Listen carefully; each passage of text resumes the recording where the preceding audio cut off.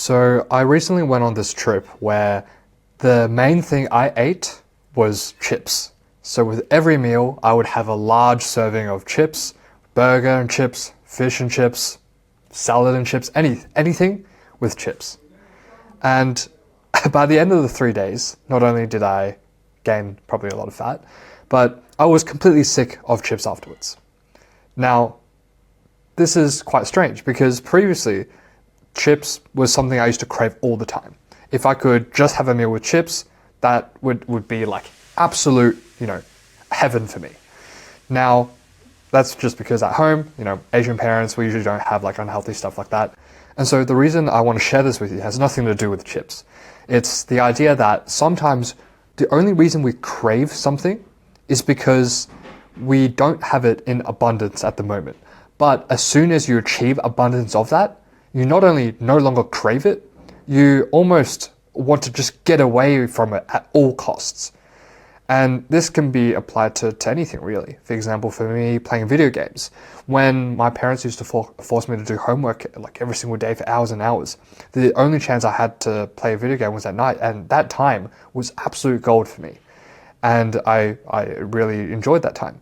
But then when it came to school holidays and I could play video games all day, it just didn't have the same joy. Like the first few hours I would enjoy, but after 2 hours, 3 hours, it's just kind of the same, and it gets kind of draining at the end. And so I've realized that anything I want, anything I'm craving, it's almost like a temporary desire. You achieve it, and then as soon as you achieve it, if you get too much of it, you're going to want what you had before, and you want to just get away from it at all costs. So it has taught me a lesson that, especially when it comes to these instant gratification activities, they're something that we all crave, but they're also things that once we achieve, it's not something we can achieve in great amounts, because if we have too much of it, we become sick of it. But the strange thing is, if it's not these instant gratification activities, and instead it's delayed gratification activities like going to the gym, they're things I can do even more of, and I can do constantly. And because I see like genuinely positive results from these activities, I keep doing them. And they give me energy as I do it, even though it's not something I crave, like going to the gym. The idea of getting results from the gym or getting results from any positive habit or activity, that is something I do crave. And so the reason I want to share the story is because when you have instant gratification activities, they're things we crave in the short term, but as soon as we achieve them, our satisfaction quickly drops. Whereas there's delayed gratification activities where we may not necessarily crave the short-term pain or discipline needed to do those activities, but we would crave the long-term success and benefits that brings. So for me, it's just about rewiring my brain to see that if I just focus more on the long term and less on the short term, I'm able to actually get meaningful results, as opposed to constantly just trick my brain into just indulging in these instant gratification things that will only bring short-term pleasure. Everyone knows that they'll only bring short-term pleasure, but all the time, we sacrifice them for more long-term gains.